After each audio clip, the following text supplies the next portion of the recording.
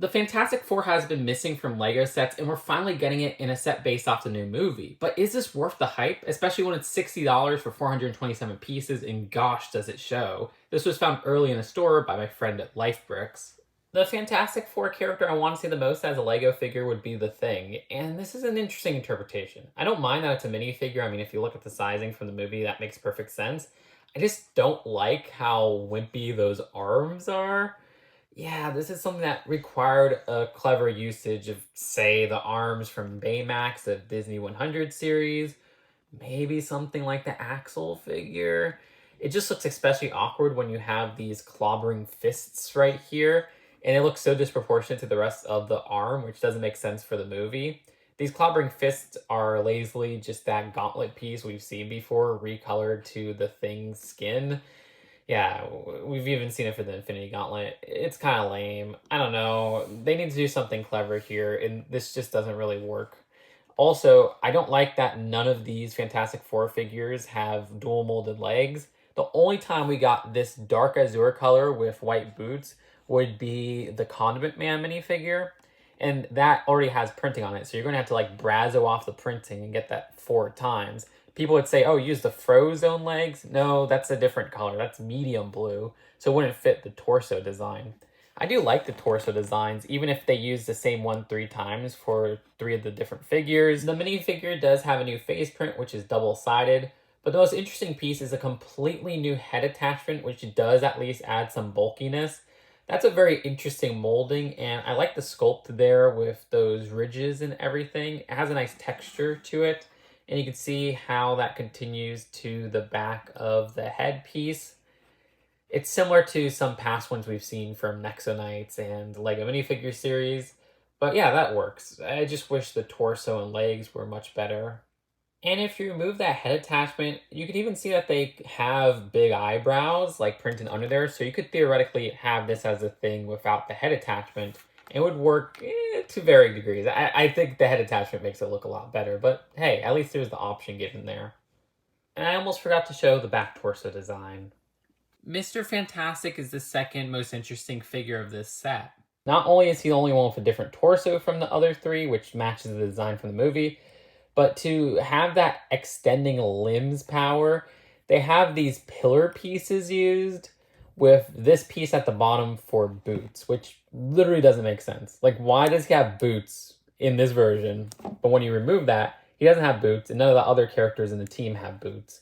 Plus, these boots don't even look like LEGO minifigure legs. It's an interesting idea that's just executed very poorly. Now, I would have liked to see the extended limb parts for this piece right here that we've seen for characters like Elastigirl. But then again, they would have to probably give like a second torso if you didn't want to have those big extended limbs. Seemingly those are even coming back with LEGO One Piece based off the teaser. So it's weird that they went with this design instead of just having that traditional extended arm piece. Like I said, that torso is new because it lacks the white collar that the rest of the team has. And you can see at the back how that differs with the back of the torso. Again, really down to the collar. Now this has a completely new face for Pedro Pascal, which I do love getting LEGO Pedro Pascals. It does feel though that his hair for his beard and his actual hairpiece do not match the color of the hair and beard from the movie. I wish it was more on the brown side. Instead they go for black here and it just doesn't work perfectly. Then at the back you can see an alternate facial expression, which has a smiling look. I have seen some people complain that there's no graying in the beard or in the hairpiece, which, yeah, I kind of wish maybe they went with some detailing for that, where we've seen that for figures like Doctor Strange before. The Human Torch has some attachments at the legs with one of those 1x2s that have the holes so that you could have him flying through the air with the flames. They also have an attachment with one of those 1x2s with the clip, which attaches to one of these pieces with a Technic pin end, so you could have that pose with Galactus. We get those fire flame shooting pieces, which you just push on the side there, and that was a really weak one. Let's try another one. Okay, there you go. It worked. Anyways, the actual headpiece for Johnny Storm / Human Torch is one that we've seen for a lot of characters before. They had it for Peter Parker. They had it for Ant-Man. I do think it fits best with this version of the character. Like, yeah, this looks a lot like Joe Quinn's face, and at least how it looks in the movie. The design uses that hairpiece we don't see too often from Lego Marvel superheroes. It was originally a Friends hairpiece. We haven't seen it before in any sets from the theme in that color, at least. But I mean, it is something that has come in that color quite a few times before for Lego Friends. You can see same torso print front and back, alternate facial expression where he looks pretty shocked. And like her brother, Sue Storm in this set has a face print and hairpiece that we've seen for the face print many times, for the hairpiece not as many times. But I do think they fit the version of Sue Storm from this movie. Yes, I would have wished for new face prints, but these aren't the worst choices out there. The design of these little clear dishes is an interesting part usage, with that part that connects the back and makes it with a handle. That's for her powers being represented. Yeah, that works if you ask me. Again, same torso for all these figures. So for a lot of female characters, they'll have like curves on them. But this time you see there's no curve pieces. Like I just have Elastigirl laying around. It's kind of weird that, okay, for this figure, there's not any curves or anything there. So I kind of wish we did get an exclusive torso for Sue. And here's how she looks with the alternate face print. The only build of the set is the buildable Galactus, which uses a styling that's based off of the new buildable figures from LEGO. This isn't, say, a minifigure that's made in a bigger size, like the old buildable figures that Marvel saw from LEGO. I'm quite disappointed in that regard because the design of this doesn't really fit the styling of a LEGO minifigure. So when you have him with fingers right there or a waist that doesn't fit that iconic LEGO minifigure torso design, it just feels a little bit off with this being a giant person. However, we do get some roundness with the head there, which I do like that printed headpiece. That works out great, and it makes me like this a little bit more than, say, the buildable Captain Americas that we've gotten. The head is connected via a ball joint, so you could get some nice rotation back and forth, as well as just turning it 360 degrees. But I do think that ball joint is a little bit awkward in how it's exposed for the neck. The helmet is actually built really well. I like how they got the shaping down using this piece quite a bit with those 1x2s that have a triangular top. This part is clipped on so that you could move it at this section, also move it right here. That's really just meant so that you could position those side parts of the helmet in the perfect way.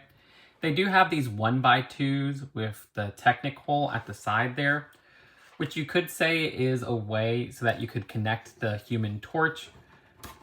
But I don't know, I don't think that was super intentional with like this part right here, because then the side of the helmets don't line up perfectly.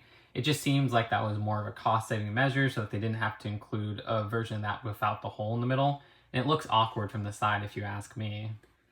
Anyways, let's remove the Human Torch from there.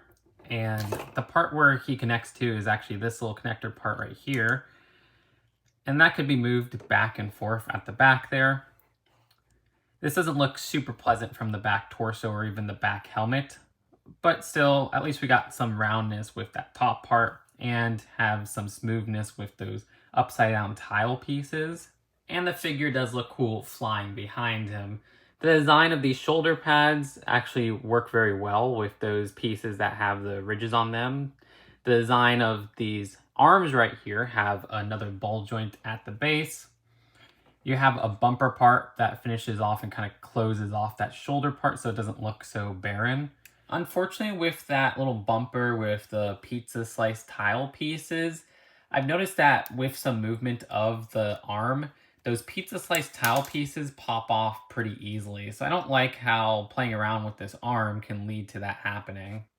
There's a sticker right here, which that sticker was very annoying to put. And then also a hinge connection for the elbow of this arm. So you can move that up and down. There's another point where you could put a minifigure standing there if you really wanted to with that 1x2 jumper. But at the end with this hand right here, we have a connection with a miniature ball joint. So you get rotation at the base of the hand. But also each of these fingers are clipped on, so you can move that up and down. You can make him flip off the camera if you want. Sorry, I'm so immature. And I also like how they use these 1x2 double cheese slopes to finish off that part of the hand. Yes, the hand build on the other side is the same, it's just reversed. And notice how the inside of the hand has a 2x2 jumper. Notice how I'm using that to hold Mr. Fantastic in the other hand. And like I said before, annoyed by the sticker that's found on the side right here. And speaking of annoying stickers, I don't like this one that's found on one of those larger circular tile pieces. It's just a pain to line up at the edges being equal and everything, and then lining up so that this center part with the pink aligns with the top little sloped part right up here. I didn't do it perfectly. Just wish that was a print, honestly. I do like how they built off some of this torso right here using stuff like those corner pizza slice tiles, as I call them, and these corner tile pieces. Those look neat. I like at the belt, this little part right here, which they used 3. I call it the arrowhead piece. More annoying stickers with this front panel piece, one that's pretty hard to line up. But you can see how you can flap that up. And underneath is a double cheese slope. That's actually connected with a pole piece. These cockpit pieces are used as well to kind of give an elaborate skirt build. And yeah, there's 3 stickers on each of those cockpit pieces, which again are pretty annoying to line up. And those are clipped on. If you want to move them up though, you can see it covers off some more rounded off parts, so at least it's not super barren underneath there. But this moves on to the legs, which the legs have more of those corner tile pieces, a little Nexo shield piece. There's a point of articulation at the base with one of these little socket joints. And you can move that around quite a bit, side to side and up and down. So that's pretty cool. And then you also get a knee joint, which has some posability there. Unfortunately with how these legs are built, the lower leg half really feels a little bit limited in how you can move it. You could see this is about as much movement as I could get side to side, and then up and down, I get a little bit more. I could kick it all the way back as well. But I do wish that was just a little bit more posable in that mid-knee section. At the side of the leg, you got more double cheese slopes, which I do like that finishing there. That works really well. And then some more right at the bottom here. The feet using a ball joint connection as well. And they have this awkward little Technic pin piece, with that being part of the main build, so that you could put characters like the Thing to just kind of rest on there. Of course, that's something you could pop out easily, but then there will be a hole in the foot there, which looks awkward if you ask me. That's something that kind of gets a little bit compromised by the playability of this set. You can see how that looks from the underside as well. Same build, just reversed for both of these legs.